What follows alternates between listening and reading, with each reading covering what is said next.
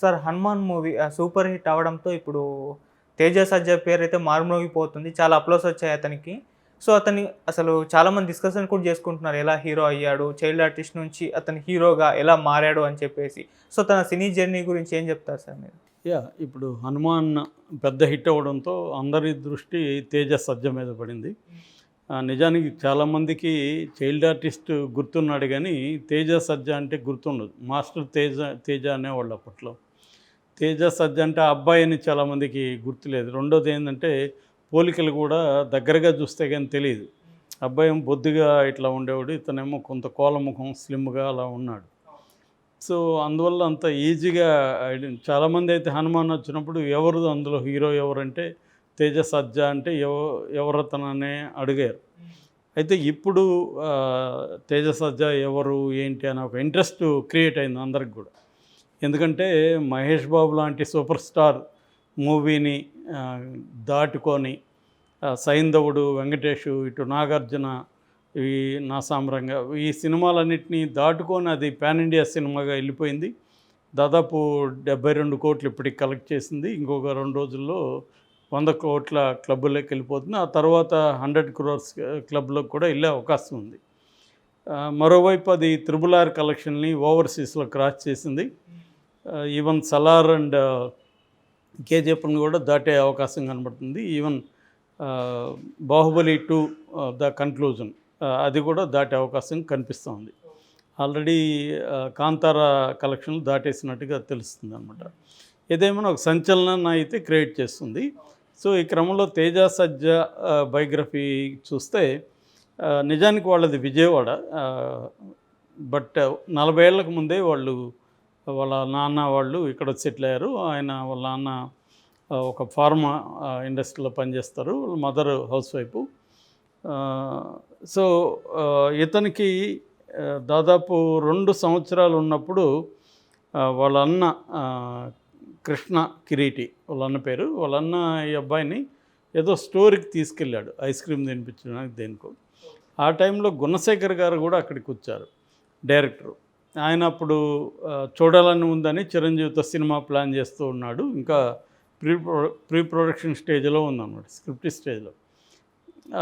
చూసినప్పుడు ఈ కుర్రాడు ముద్దుగా ఉండడం, యాక్టివ్గా చురుగ్గా ఉన్నాడు, సరదాగా అన్నతో కబుర్లు చెప్తున్నాడు. అది చూసి అతనికి ఈ అబ్బాయిని తన చైల్డ్ ఆర్టిస్ట్ తన సినిమాలు పెట్టచ్చు అనిపించింది. సో నేచురల్గా ఉన్నాడు, తను ఎట్లా విజువలైజ్ చేసుకున్నాడో అలాగ ఉన్నాడు. దాంతో వాళ్ళ అన్నతో మాట్లాడాడు, ఫోటోలు తీసుకుంటాను అన్నాడు. సరే తీసుకోమంటే ఫోటోలు తీసుకున్నాడు. దాని తర్వాత వాళ్ళ నాన్నని కాంటాక్ట్ చేశారు. వాళ్ళ నాన్నకేమో సినిమా ఇండస్ట్రీ మీద పెద్దగా ఇంట్రెస్ట్ లేదు, ఎందుకంటే వాళ్ళకి ఏ రకమైన బ్యాక్గ్రౌండ్ లేదు. కాబట్టి మొదట వ్యతిరేకించాడు. దాని తర్వాత సినిమా ప్రొడ్యూసర్ అశ్విని దత్ అని ఆయనకు తెలిసింది. తెలిసినప్పుడు ఆయన కూడా విజయవాడలో అశ్విని దత్ ఉన్న ఏరియాలోనే ఉండేవాడు అనమాట. సో ఆ రకంగా ఆయనకి అశ్విని దత్ గురించి ఒక అండర్స్టాండింగ్ ఉంది. సో అంత పెద్ద ప్రొడ్యూసర్ చేస్తున్నాడు చిరంజీవి అని మళ్ళీ తెలిసింది. చిరంజీవి చేస్తున్నాడు అనేసరికి ఒకసారి చేద్దాము, ఇదే ఒక హాలిడేగా ఉంటుంది అబ్బాయికి అని ఒక్కసారికి అనుకొని వీళ్ళు ఒప్పుకున్నారు. సో ఒప్పుకున్న తర్వాత ఈ అబ్బాయికి లుక్ టెస్ట్ చేశాడు, ఆడిషన్ పెట్టాడు. అన్నిట్లో కూడా ఈ అబ్బాయి చురుగ్గా ఇది చేస్తాడు. అప్పటికి ఆ అబ్బాయి వయసు 2.5 సంవత్సరం. అయితే ఆ సినిమా లేట్ అయింది. లేట్ అయ్యి అది ఫినిష్ అయ్యి రిలీజ్ అయిన నాటికి 98లో రిలీజ్ అయింది. 98లో రిలీజ్ అయిన నాటికి ఈ అబ్బాయికి 4 ఏళ్ళు వయసు వచ్చింది. రిలీజ్ అయినాక దాంట్లో మంచి పేరు వచ్చింది.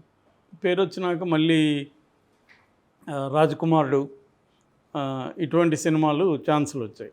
దాని తర్వాత ఇంద్రలో చిరంజీవి రికమెండ్ చేశాడని చెప్తారు బి గోపాల్కి. సో అప్పుడు కూడా ఈ అబ్బాయి అప్పటికే ఆయనతో చనువు వచ్చింది చిరంజీవి గారితో. సో నేను మీ పక్కనే చేస్తానని అన్నా అంట ఇంద్రాలో కూడా. కానీ పక్కన చేసే క్యారెక్టర్ ఏమి లేదు కాబట్టి అతని చిన్నప్పటి చిరంజీవి క్యారెక్టరు ఇచ్చారు అబ్బాయికి. దాంట్లో తొడగొట్టే సన్నివేశాలు అవన్నీ కూడా బాగా పాపులర్ అని. ఆ దెబ్బతో వితిన్ 2 yearsలో దాదాపు 30 సినిమాలు ఛాన్సులు వచ్చాయి. అంటే అది విపరీతంగా పాపులర్ అవడం ఆ సినిమా. దాంట్లో ఈ అబ్బాయి క్యారెక్టర్ బాగా పాపులర్ అవడంతో ఇంకా విపరీతంగా వచ్చాయి. దాంతో వాళ్ళు చివరికి హైదరాబాద్ పబ్లిక్ స్కూల్లో చదివేవాడు. మామూలుగా హైదరాబాద్ పబ్లిక్ స్కూల్లో ఏంటంటే ఇట్లాంటి ఎక్స్ట్రా కరికులర్ యాక్టివిటీ టాలెంట్స్ ఉన్న వాళ్ళకి, అంటే ఆర్ట్ కావచ్చు, క్రికెట్ కావచ్చు, రాజకీయాలు కావచ్చు, ఇలాంటివి ఏమైనా ఉన్నప్పుడు స్కూల్లో వాళ్ళు ఎంకరేజ్ చేస్తారు. అందుకే అక్కడి నుంచి క్రికెటర్స్ వచ్చారు. మన జగన్మోహన్ రెడ్డి అక్కడే చదివాడు, సీఎం అయ్యాడు. సో ఇలాగా వాళ్ళు ఓన్లీ చదివే కాకుండా వీటన్నిటిని కూడా ప్రోత్సహించి చదువును కూడా వాళ్ళు కవర్ చేస్తారనమాట. ఈ అబ్బాయికి ఇప్పుడు ఇది ఉంటుందో స్పెషల్ టీచర్ పెట్టి స్పెషల్ క్లాసులు పెట్టి చెప్పడం, ఇవన్నీ అలాగా ఈ అబ్బాయికి కూడా కోఆపరేట్ చేశారు వాళ్ళు. దానివల్ల ఇతనికి చదువు చెడకుండా దాంట్లో కూడా బాగా వచ్చాడు. దాని తర్వాత మొత్తంగా 50 సినిమాలు చేశాడు అతను. దాదాపు అందరూ పెద్ద హీరోల సినిమాల్లో కూడా మనకు కనబడతాడు. ఇటు పవన్ కళ్యాణ్, చిరంజీవి, మహేష్ బాబు, జూనియర్ ఎన్టీఆర్, వెంకటేష్, అందరూ ఇంకా అందరి సినిమాల్లో కూడా ఉన్నాడు. దాదాపు 50 సినిమాల పైన చేశాడు. అట్లాగే భాషలు తీసుకుంటే తమిళ్, ఈవెన్ హాలీవుడ్లో కూడా ఇతను చేశాడనమాట చైల్డ్ ఆర్టిస్ట్గా.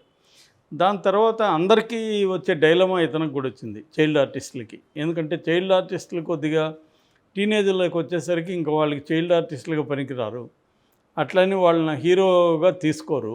ఈ టీనేజ్ క్యారెక్టర్లు చాలా తక్కువ ఉంటాయి. సో ఇటువంటి కాంటెక్స్లో గ్యాప్ వచ్చేస్తుంది, మర్చిపోయే అవకాశం కూడా ఉంటుంది. అది ఇతను కూడా ఎదుర్కొన్నాడు. అయితే ఇంజనీరింగ్ ముప్పాకాం కాలేజ్ ఆఫ్ ఇంజనీరింగ్ అని దాంట్లో జాయిన్ అయ్యాడు. ఇంజనీరింగ్ చదువుతూ మధ్యలో ఇతనికి ఏంటంటే ఎట్టి పరిస్థితుల్లో మనం ఈ జర్నీని ఆపకూడదు, హీరో కావాలి అనే ఒక గట్టి పట్టుదల ఉంది. దాంతో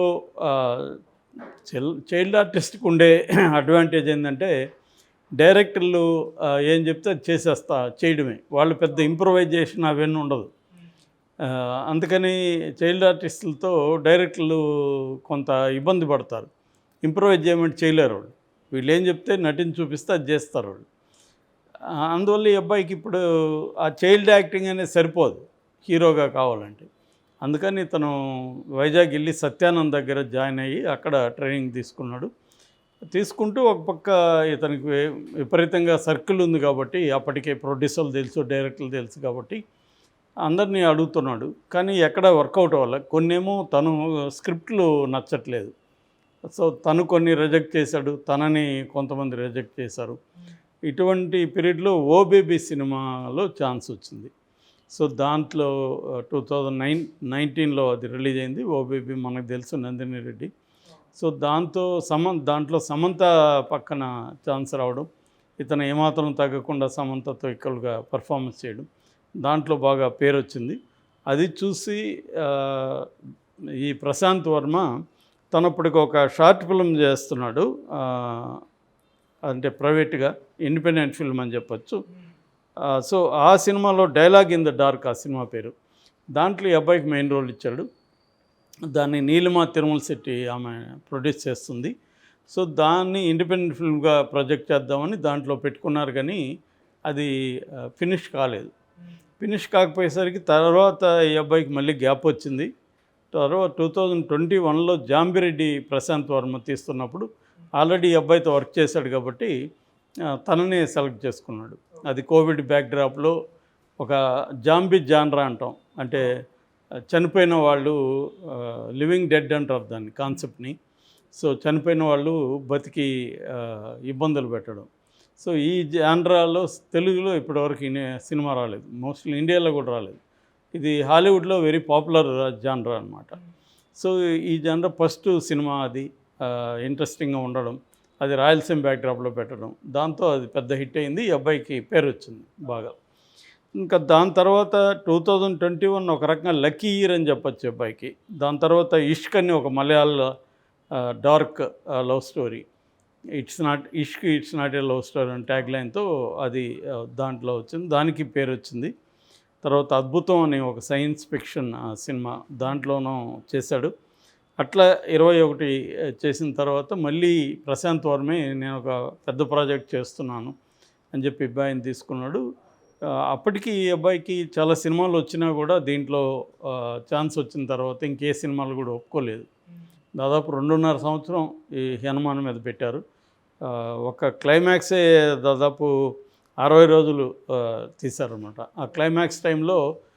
దాదాపు 6 రోజులు ఈ అబ్బాయి రోపు సహాయంతో గాల్లోనే ఉండిపోవాల్సి వచ్చింది.